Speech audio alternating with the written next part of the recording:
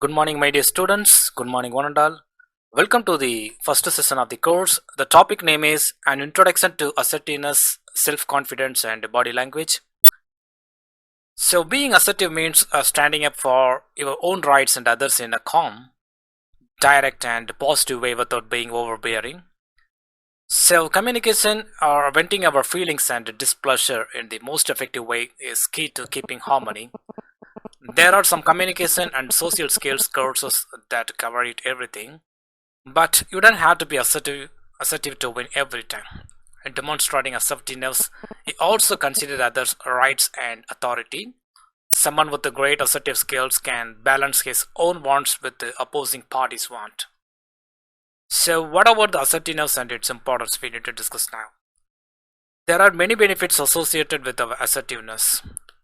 In this specific master course of your job oriented and career oriented, and you may be dealt with the treacherous by managers, government officials, and the media, etc. Because assertiveness is more than just a necessary skill during such instances. It is a very effective method of addressing incorrect treatment without creating a disturbance in the workplace. So, assertiveness can also provide the following benefits. Number one will be on confidence has been increased. The self confidence is directly related to assertiveness. Your confidence levels increase naturally when you exercise assertive skills. And second will be on stress reduction is one of the major benefits. It's important to maintain your harmony while asserting yourself, getting your voice heard, and resolving your problem. The result is the elimination of unventilated feelings and inner grief, which are the causes of stress and fluctuations. So, third benefit we can say like ensures that strife is prevented or reduced. It's very important that you do not have a bad reputation, isn't it? A person with excellent assertive skill is less likely to be a troublemaker within the organization. Okay, the next one is we need to talk about the assertiveness and how to improve it. One of the skills that many people lack is the ability to effectively communicate their displeasure. You just follow these type of recommendations and some tips and you will be one of the lucky ones. So the communication is key to assertiveness. Don't be afraid to express your displeasure. You don't have to beat around the bush or talk about the trivial stuff. And let's start with what's most important. Don't attack people, just attack the issues. An assertive person isn't confusing here. Make sure you don't attack people, personalities, or suggest they are biased or unfair. Tell me how an unfortunate decision or allegation undermines your rights or privileges. Make them think they made a mistake, not an attempt to undermine you. You should express a great courage and confidence, especially when dealing with the people who cheat you and because they think you are ignorant. The way you express your grievances make people see you are serious. It make them take the necessary action or corrective measures. Know your rights and responsibilities. It means how can you demonstrate assertiveness if you don't know your rights, your limits, and your privileges? With an in-depth knowledge about your rights, privileges, and limits, you can speak with the confidence and relevant facts to back up your claims. Okay, the next one is we need to talk about the communicating assertively. In assertiveness, you express your point of view in a direct and clear way. Because assertive communication help you make sure and conflicts are minimized, learn to control your anger, you will be better taken care of and get along with the friends, family and others better. Many people struggle to use assertiveness often because they are not sure what it means. Sometimes it helps to explain what assertiveness is not. Okay, the next one is we need to discuss about the concept of communicating aggressively because assertiveness involves standing up for yourself. People confuse it with aggression, but they are totally different here. The table I would like to explain about that. What is the difference between aggression and assertiveness? Aggression means force your needs or opinions on others. Assertiveness means express your needs clearly but respectfully and often involves bullying or pushing other around. It means aggressive, but assertiveness will be on others are treated with respect. and only your needs matter here according to the aggression process, but assertiveness consider the needs of others as well as yours. And here no compromise, but assertiveness often compromise. And according to the aggression, a damages relationship here, but assertiveness a strengthen relationships. And it will be on a may lead to a shouting or physical aggression, but assertiveness using clear language to get point across. And aggression means damages the self-esteem, but assertiveness builds your self-esteem process. So just to think about standing in line at the bank and someone pushes you, you can be aggressive and grab them by the shoulder and say, hey, how do you get to skip lining up? Short term, this might feel better, but you will probably feel annoyed for the rest of the hour. Maybe the other person will shout back at you, and the situation will get even worse. To be assertive, gently tap the person on the shoulder and say, excuse me, there is actually a line here. If you could wait your turn, that would be a great option here. You might get a more positive response, and maybe they will apologize and move to the back, or they will explain why they want to push in, and you will feel happy to help them out. In spite of your assertiveness of them, they might still act aggressively, but at least you will feel good knowing you have tried. Okay, the next one is we need to talk about the communicating passively. Communicating passively isn't assertive, understand, because the passive way of communicating is a lot of the steps we need to understand, or I would like to explain here. Number one is don't speak for yourself either, because you think your opinions don't matter, or to keep the peace. Don't put your needs before others. Don't let people hurt you or ignore you. Speaking quietly or with the hesitancy, or using body language like looking at the floor or shrugging. Using passive phrases like only if you don't mind, or but it really doesn't matter that much to me. Relationships and self-esteem can be hurt by passive communication. The passive communication may lead to others ignoring your needs, or leaving you feeling hungry or angry. So what about the assertiveness we need to mention here? Because assertiveness is just the right amount of passive and aggressive. You can practice being assertive by doing these things. Be clear about what you want, listen to what the other person says and tell them how you feel, and make sure your tone and volume are right here, because how you say it matters just as much as what you say. You should speak at a normal conversational volume, not a shout or whisper, and sound firm but not aggressive. Be sure your body language matches here. If you are speaking firmly and looking at the floor, your listener will get the mixed messages. So stand tall, look the other person in the eye, and relax here. And don't exaggerate with the words like always and never. Instead of you are always late, say you are 20 minutes late. So try to speak with the facts instead of judgments. Use I statements as much as possible rather than being accusatory. You have got to practice assertiveness in lots of different situations. So give yourself a pat on the back for doing well.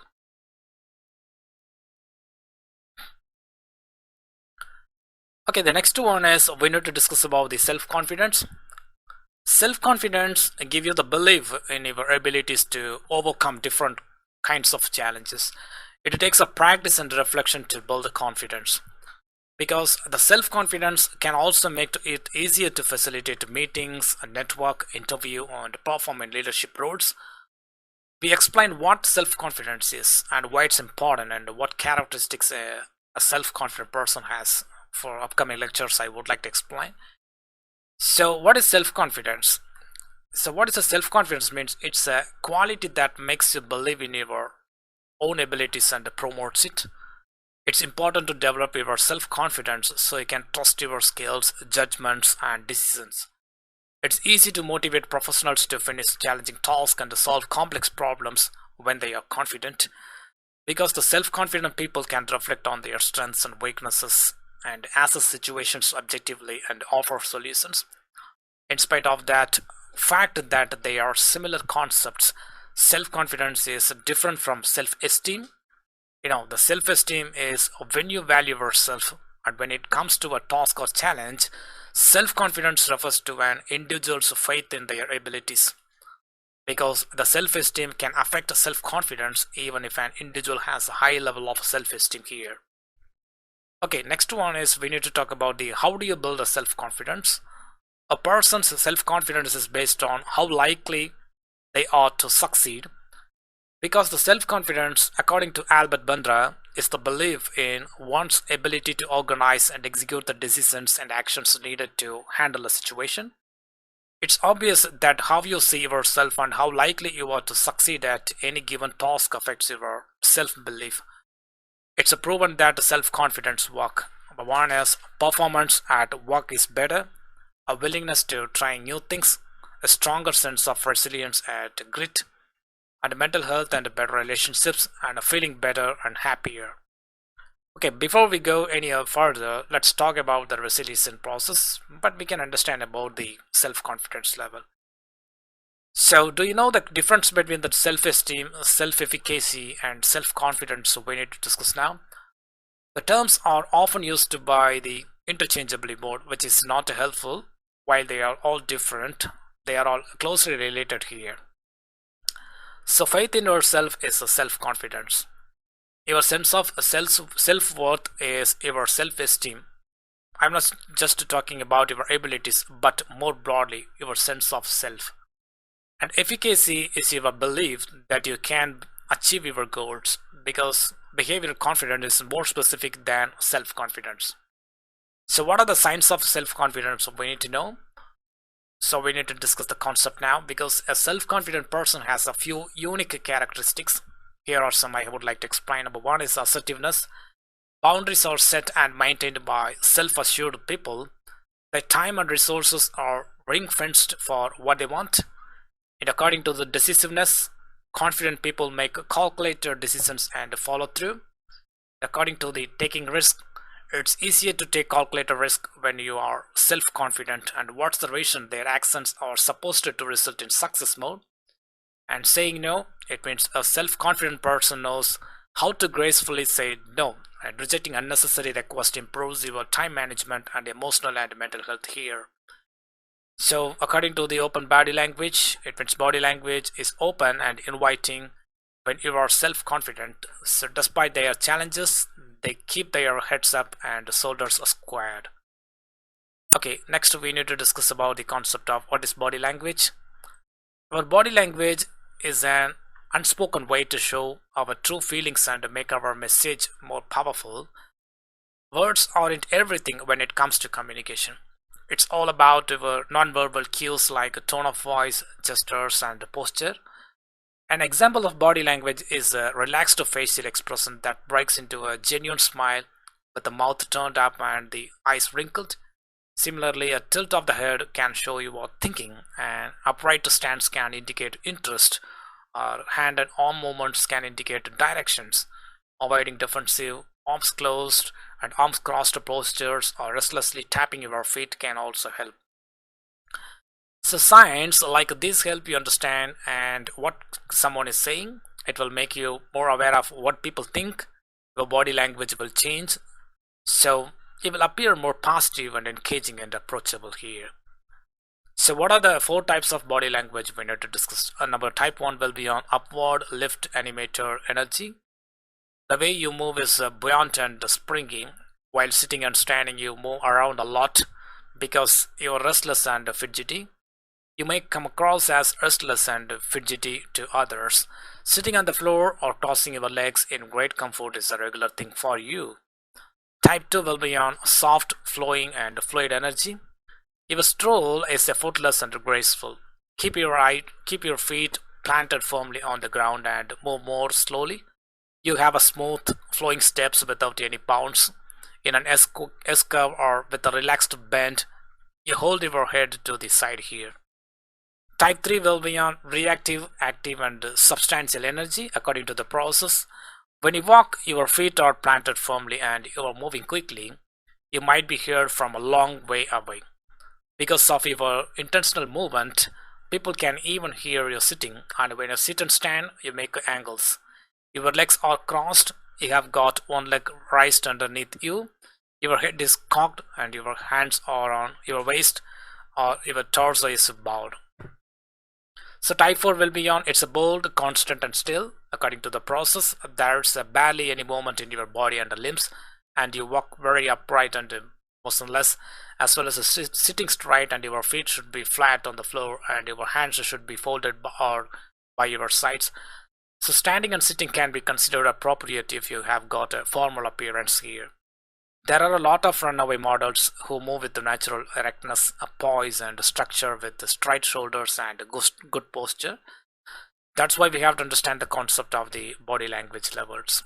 Okay, my dear students, I hope you have enjoyed the introduction session of the topic, like an introduction of assertiveness, self-confidence and body language. Thank you once again, and thank you all. Good morning, my dear students. Good morning, one and all. Welcome to the second session of the course. The topic name is What's the best way to read and maintain your body language?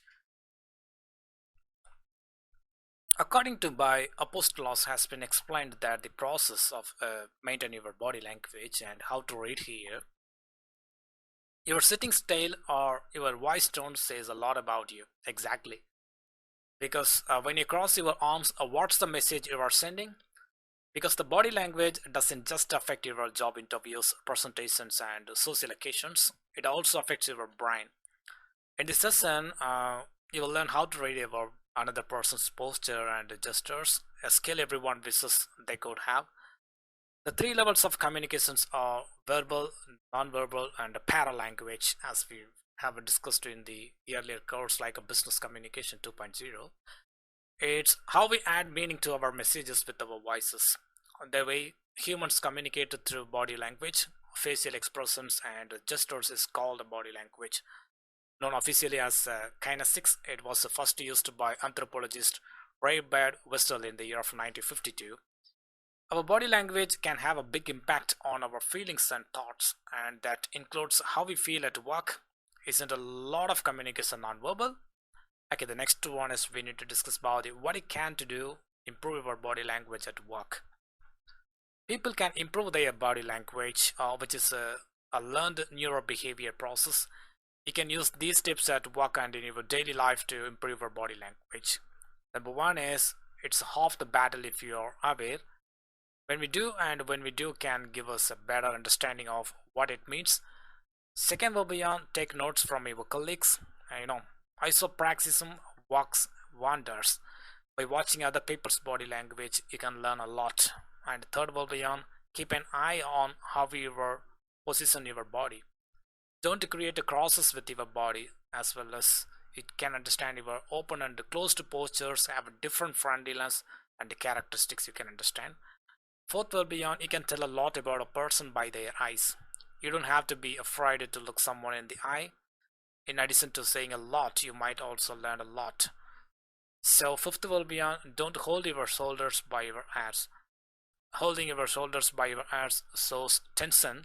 Keep your shoulders relaxed and but don't slouch.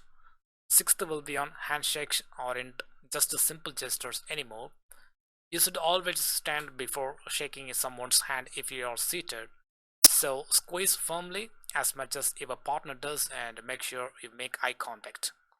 Seventh will be on keep your hands visible. Don't put them in your pockets even though it's comfortable and it can show boredom or overconfidence. Conversely, clasping your hands behind your back is a sign of confidence. You can also use this for public speaking process. So eighth will be on it might feel weird at first to adjust your body language. As you practice these techniques, your body will tell you everything you want. You know, human bodies are the best representations of human souls. According to the philosopher Ludwig Wittgenstein explained here.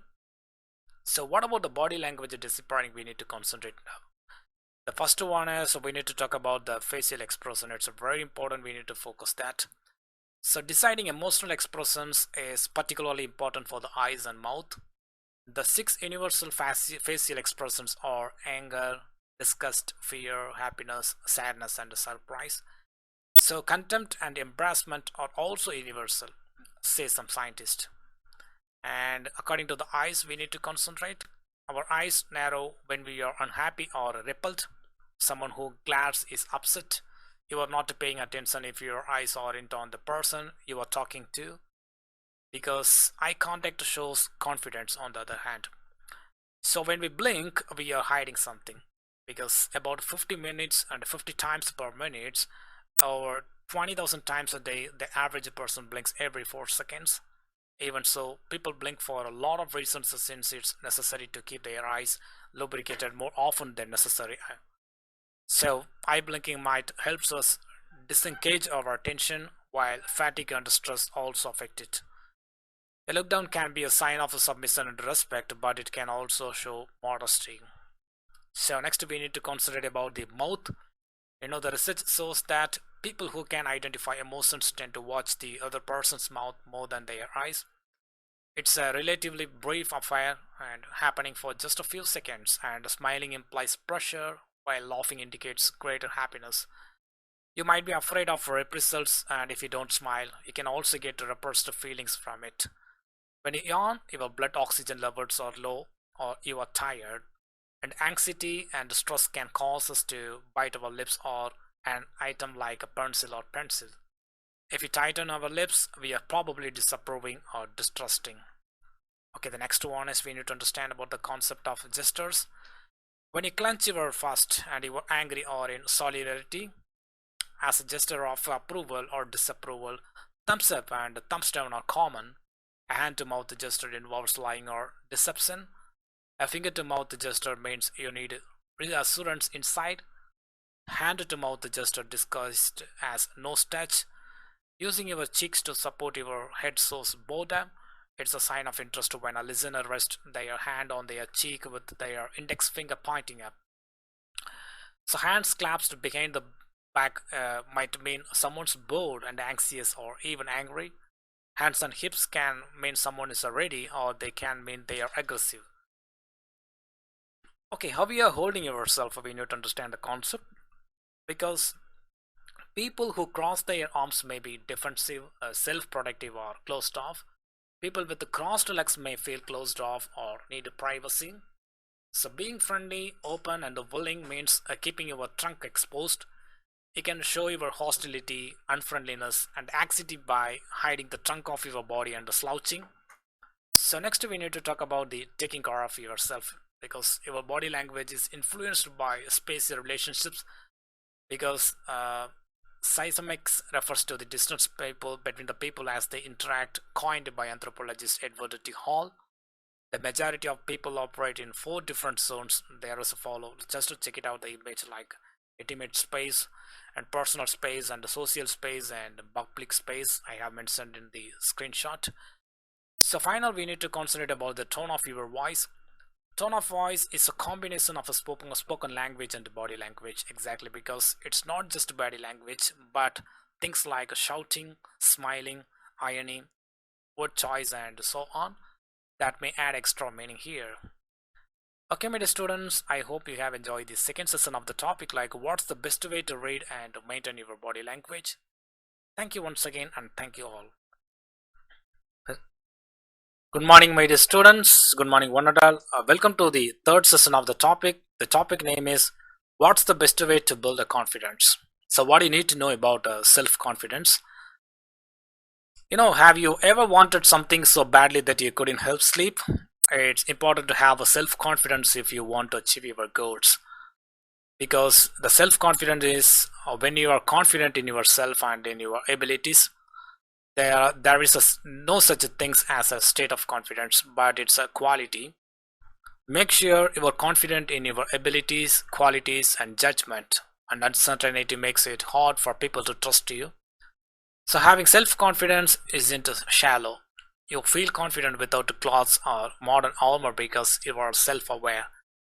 Back in the day, according to the author, and he or she was a shy, she or he looked confident at work, and social events were tough for them, so they couldn't start up the conversation or making new friends. Is it possible to say, I'm a confident? Yeah, sure, I was confident, but was it real? It's not. Yes, he explained here.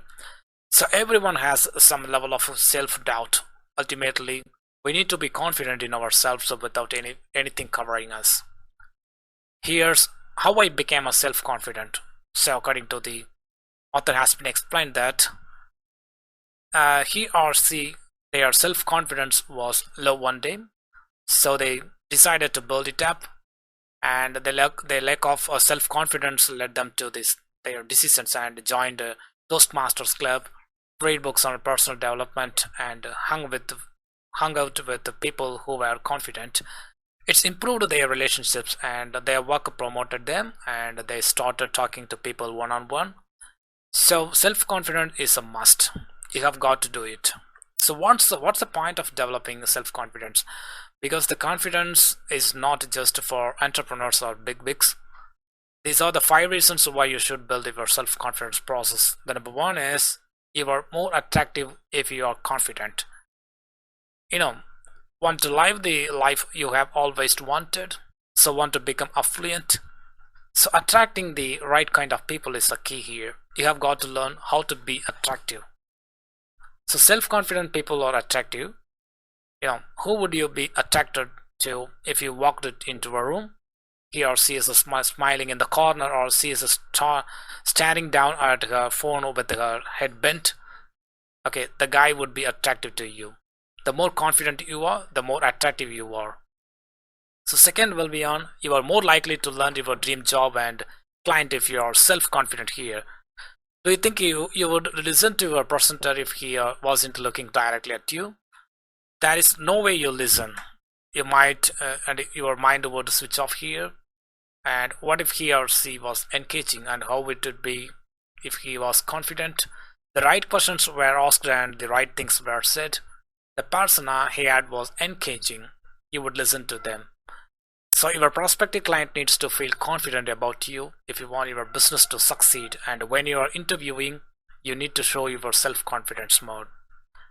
So third, we need to talk about the when you are self-confident, you can achieve anything. Is your big break just around the corner? You don't seem to be able to live the life you want. Having self-confidence makes it easier to ask for what you want. So I wanted to be a project manager, for example. Everyone said it was impossible. I should just stick to engineering. My self-confidence helped me ask prospective employers for project manager jobs. My request was unset here. So having confidence is key to living your dream. Miracles will pass you by if you are not open to them. The things you really want won't come to you. You can't expect people to know what you are thinking. Just ask. Fourth will be on, you are more likely to make the right decisions when you are confident. Self-confidence lets you choose yourself. The people with the low confidence like to please others. They are no choice for them. They make a bad decisions because they don't. You will achieve your goals faster if you make the right decisions based on your deepest desires and core values. So fifth will be on, it's hard to work if you don't have a self-confidence. The time management and the productivity are key here. So don't do anything, and you don't have to. Without confidence, you can't do this. You will waste time doing things that don't help you get what you want. It's a surprising how unconsciously we do this. It's something you don't realize you are doing. When I don't feel confident about achieving a goal, I waste my time. So my procrastination is very bad. Rather than focusing on a creative task, I do mechanical stuff like checking my emails. It's a super productive to be self-confident. So what about the conclusion we need to come here? To be successful, you need a self-confidence. When you are self-aware, you are confident. Self-awareness is a key to self-confidence. Okay, my dear students, next we have to discuss about here's how to be more confident at work. Here are some 10 recommendations to being more confident at work. We need to discuss one by one. The number one is find out what your weaknesses are. You should start by identifying your weaknesses and make sure you know which ones are important and which ones aren't. Analyze your past achievements and performance evaluations to see how you are grown, because the confidence can be boosted this way. Talk to your colleagues and team members about what you can do to improve. List a few of your recent accomplishments to motivate yourself to keep going. Second process we need to follow about that, identify your weaknesses and come up with a plan. This is very important, we have to discuss now. It's important to make a realistic plan once you have identified weakness. and take some advice from professionals who have addressed similar weaknesses before. And just consult an expert if you need help compensating for weaknesses that impede productivity. The mentors and counselors can help you excel professionally while taking your mental health, work satisfaction, and work life balance into account. Third, we need to concentrate about the step of make sure you are ready for meetings and group discussions. When you don't have a much public speaking experience and presenting your views before a large group can be challenging, you can become familiar with your key talking points by preparing before you speak in a group discussion or present in a team meeting. By doing this, you are less likely to stumble mid-speech or digress into irrelevant topics, and you will be more prepared to answer questions afterward. What about the fourth step we have to focus? Get out of your comfort zone. It's very important. You can gain new skills and boost your self-confidence by taking on new projects in the workplace or out of it. Just consider starting a new project and taking an online course or developing a hobby outside of work. As you learn new things and meet new people, you also expand your knowledge base and network. And fifth step, you just focus about that. Participate in performance reviews. Performance evaluations or assessments are a regular part of most companies to assess employee performance. Ask managers relevant questions during performance evaluations so you know your strengths and weaknesses from a third person's perspective. And self-assured people take steps to improve themselves after getting feedback. It also shows an employer you care about performance evaluations and feedback. What about the sixth step we need to consider? Make your uniqueness shine. Take a look at other professionals' portfolios to see what you are capable of. Determine where your performance is better than your peers. Make sure you develop and expand these unique skills to make you more employable. Seventh step will be on make sure your goals and expectations are realistic. Meeting expectations and achieving goals can build confidence. Once you have set your goals, make a plan for how to get there. Make sure you measure your progress. Make sure your goals are SMART, which stands for we know that the specific, measurable, achievable, realistic, and time bound. Goals can be set and achieved systematically with the SMART framework. And next will be on don't underestimate yourself. Self-doubt can happen when you think negatively, so reflect periodically to deal with the criticism and negative emotions. Think about how an inspirational figure like a family member, friend, boss, or mentor would handle similar situations. In addition to reading motivational books, you can listen to speeches of inspirational people. What about the network with other professional step we need to concentrate? It's a very important process you have to focus. Confidence can also be built by building a good relationships with the colleagues.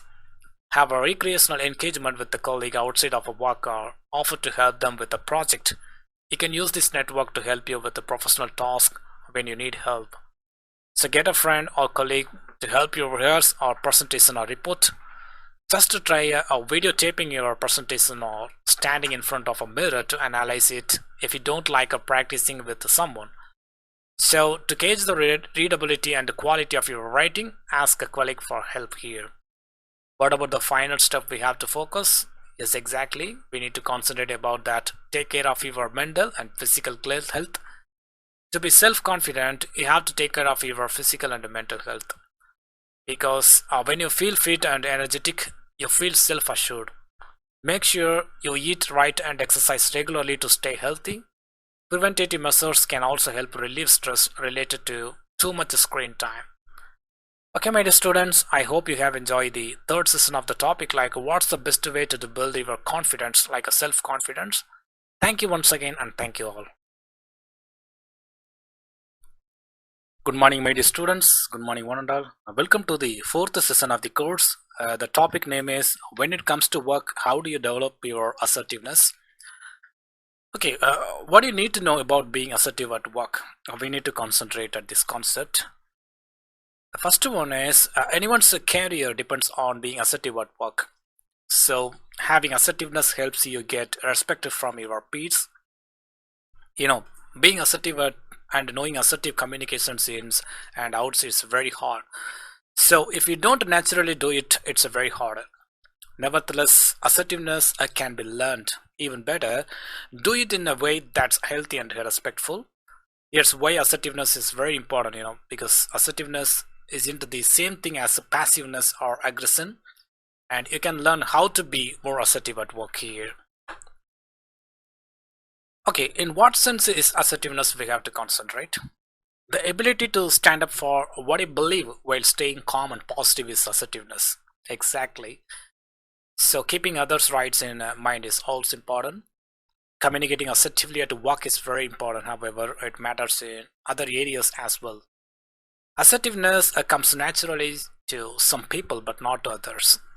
Assertiveness can be developed though. Being assertive means balancing your needs and wants with others. If you make a mistake, imagine your manager calling you out in front of everyone. Here's how you might respond assertively. We need to concentrate this step. If they don't appreciate the spotlight, you take them aside after the meeting to tell them privately and politely. You can also tell them that you would rather they talk to you privately than in front of the group. So someone who isn't assertive might avoid a confrontation instead. Then they will keep dealing with the stress from getting called out and ignore what happened there. So what's the benefit of assertiveness? We need to focus. It's the next concept. And when you're assertive, you will earn respect from other people as well as improving your self-esteem. It can reduce your stress and anxiety. After students got assertiveness training, their anxiety went down significantly. You know, being assertive means respecting the other person. Mutual respect is part of your communication skill. Plus, you respect yourself and stand up for yourself while respecting others, so that you want to resolve your conflict without hurting them. You can solve the conflicts with assertive behavior if the other person is also open to talking. Furthermore, assertiveness will help you become a leader your team respects, and it's because you treat everyone fairly while upholding the law. Okay, the next one is we need to discuss about the main concept of what's the difference between passiveness and assertiveness. Lack of assertiveness can lead to passiveness. Being passive isn't taking action and letting things happen to you. So the two are different in 5 ways, and how you feel about conflict we have to discuss now. That is the first point. People who are passive avoid conflict by going with the flow, and people like this will things like let's just pick whichever you prefer. And they will say this instead of asserting their preference, and assertive people will step into a conflict when it's needed. Second, we need to focus about the self-advocacy ability. So by being passive, you are saying that your needs and wants don't matter. It's harder to advocate for yourself when this happens. So assertiveness, on the other hand, allows you to speak up. Basically, we are making sure your needs are met. So the next one is getting to know each other. There are some people who act passively just to be liked by others. This won't help them again and gain the respect, and they will end up making decisions for other people. So being assertive isn't about regulating your own needs for someone else's approval. So decisions that affect you can be voted on.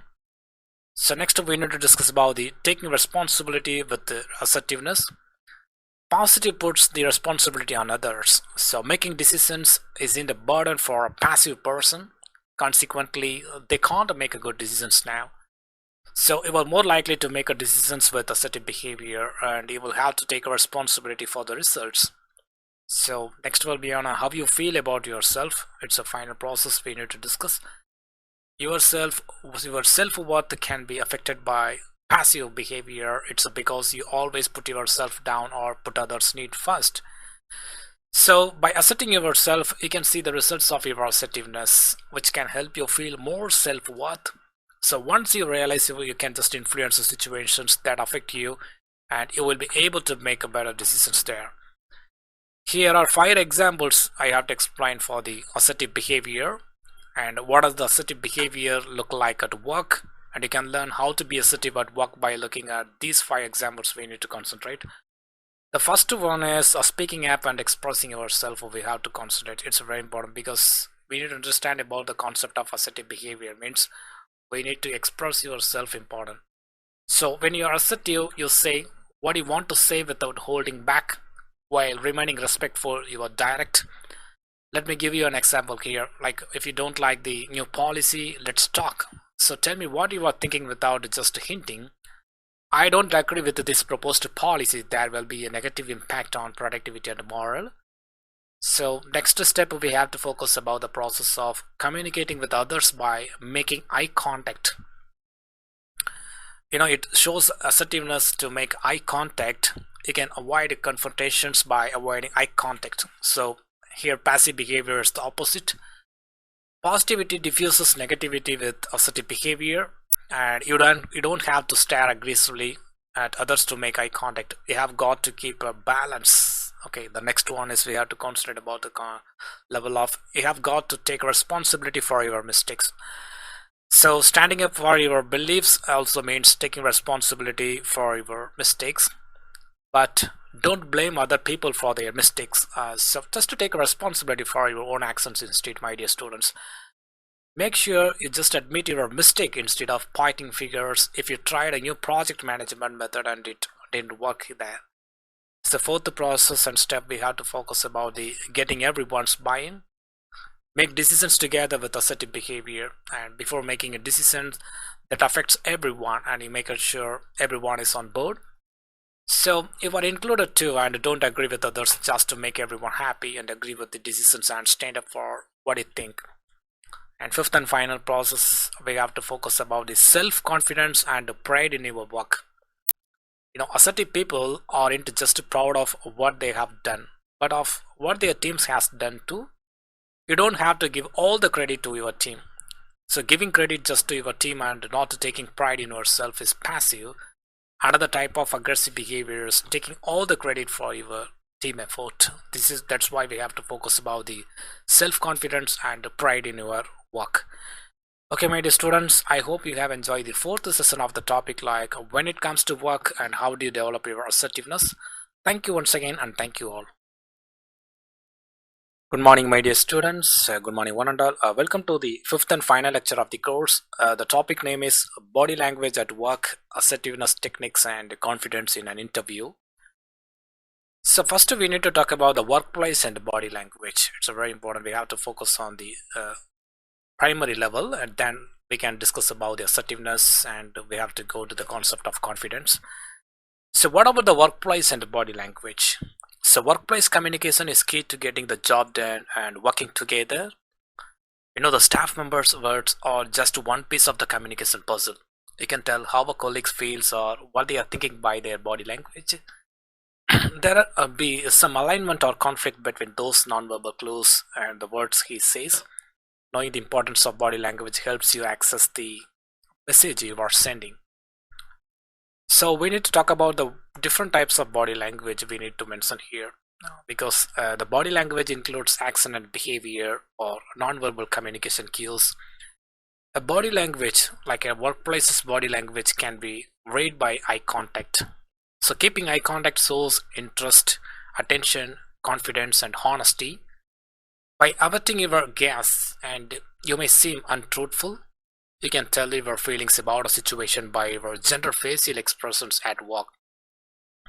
Also, your posture shows you are confident and interested in what you are doing. If you slump in your chair during a meeting, others will think you are bored. So workplace communication also involves the hand gestures. Next, we need to talk about the situations in small groups. You can tell how to proceed by reading a colleague's body language, says indeed, according to the process. You can spot a lack of confidence and a problem with the current project, or even dishonesty from an employee by noting body language in a one-on-one or small group situation. So the finding solutions to problem can be done by analyzing the body language. Additional training or support is an option if an employee isn't confident here. You can solve a problem if you notice a problem with the project. If you notice your employees' body language, you can find out more than what they tell you with their words. So the next will be on presenting our meeting. Body language can tell you how your message is being received when you give a presentation or lead a meeting, according to mentors, and explain that. And avoiding eye contact, fiddling with the pens or notebooks, scribbling or having poor posture can make employees feel bored or disengaged. So the feeling defensive or disagreeing with your message will make your employees turn away from you, just to keep their arms crossed or avoid your eye contact. Engage attendees in a presentation or meeting by switching gears. You can open up the discussion if staff members disagree with your message and come up with a solution together. Okay, the next we need to talk about the concept of how body language affects us. While body language can indicate a colleague's feelings, and misinterpreting it can cause misunderstandings and friction, a diverse workplace may make it harder to read body language because of cultural differences, we can say. And investigate further before reacting if a colleague's body language seems to show fluctuations, dishonesty, boredom, or similar negative feelings they can get. So just to find out what your colleague really wants to say and how they feel by asking more questions. The longer you work together, the more you get to know one another's body language. So the next we need to talk about the concept of here's how to be assertive at work and in life we need to maintain. You can become assertive at work by following these steps. So number one is make statements with I. When you are assertive, your needs and point of view are respected. There is no point in judging others or making them feel inferior because they are wrong. So avoid pointing fingers by using I statements. The assertive communication will help you. Here's a various type of example we can say for assertiveness. Okay, and next will be on get in touch with your eye contact. And when you feel like shrinking away, keep your gaze on the other person. So if you find this difficult, just to practice with someone you are comfortable with. Next will be on a body language is very important. Confidence can be communicated through your body language. So just to talk with your head held high and your posture upright. And keep your arms and legs straight and keep your distance from the other person, but lean forward. So aggression will be avoided this way. And next will be on you have got to get used to saying no. Say no without being polite, and don't use an alternative, just to say no. So say you don't want to do unpaid overtime again. Next will be on make sure your practice and your conversation will be the most important. So practice your assertiveness in front of a mirror if you are still feeling nervous. Just to keep your practice conversations direct and clear, try out your statements in the real situations so you know what they will sound like. So next will be on keep an eye on your emotions. It might not happen right away when you stand up for yourself. You will have some back and forth since it's a conversation. Keep your emotions under control and don't let fluctuations or anger get the better of you. Take your time and practice mindful breathing instead. Okay, the next one is keeping in mind that you can't control everyone. Getting your voice heard and respected is all about assertive communication because the controlling other people isn't what it's about. So keep this in mind when you are in a control. So the next will be on don't be afraid to get feedback and positive or negative. Accept compliments without downplaying them, and getting and giving feedback is very important now. On the other hand, be open to constructive criticism without getting defensive. You need both kinds of feedback to get better. It's a very good opportunity. You can understand everything. So the next is a very important concept we need to talk about. The positivity is a key. Because when you speak your mind, be constructive and avoid negativity. Despite a negative or different and difficult situation, be respectful of other people. And next will be on low risk situations are a good place to practice assertiveness. It's not necessary to confront your manager to start your assertive journey. Put your assertiveness to the test in low risk situations. You can try it out with a friend or partner who is safe. At first, you should do it with someone you trust. So next will be on here's how to look confident in an interview. So very important, we need to focus. Interview tips to look your confident level. This recommendation will help you express confidence during an interview. The first one is we need to discuss about the wear the right clothes. You will feel more confident if you wear the right outfit. Dress for the interview based on the company's dress code. You can also check the company's website for photos of its employees. It's important to note whether the dress code is a formal or casual. So dress formally when in doubt, but choose pieces that fit well too. The second step will be on make sure you are alert. You can show you are alert. It means engaged and confident during your interview by your body language. If you can, just sit with your arms unfolded in your lap to show that you are open and friendly. Let your interviewer know how you prefer to present yourself during or beforehand if you are unable to maintain an upright posture during your interview process. Third step is just to focus about breathe deeply.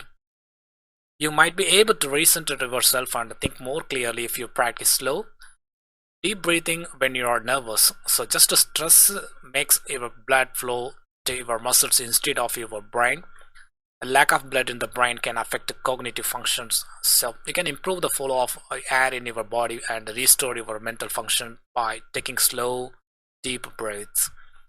Breathing techniques to calm yourself. Exactly, because through your nose, take a deep breath. Breathe in as much as you can and make sure your stomach is as big as possible.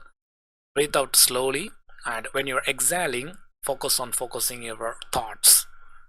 And fourth step, you just maintain about that your answers need to be prepared and rehearsed.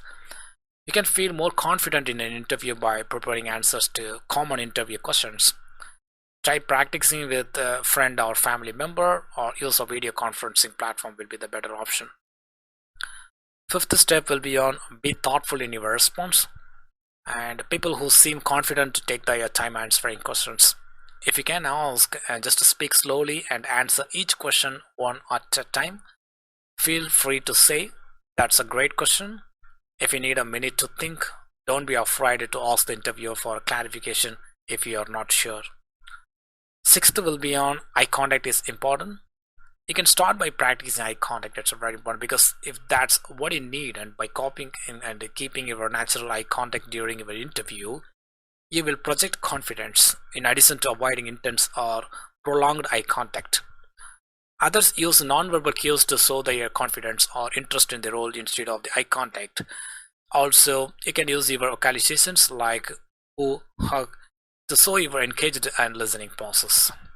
Seventh step will be on take a look at your body movements. Body movements like fidgeting can signal nervousness or disability. Before your interview, practice controlling such movements. Keep your hands on the table. If you tend to twirl your hair or tap your fingers, keep your hands in your lap and apply a little pressure to remind yourself to stop shaking when nervous. Eighth step will be on keep a positive attitude. Last but not least, be positive in your interview. Think about how you would contribute to the company and the position in the role you are applying for. Practice areas you have felt discouraged about in the past. By doing that, you will be more prepared for success. Being prepared and thinking positively will help you stand out as an enthusiastic and valuable candidate. In interviews and in your professional life, nonverbal communication can make a big difference. Nevertheless, candidate assessments should be based on skills and qualifications, and workplaces should be inclusive and understand the different communication styles. Okay, my dear students, I hope you have enjoyed the fifth and final lecture of the course like body language at work, assertiveness techniques, and confidence in an interview. Thank you once again, and thank you all.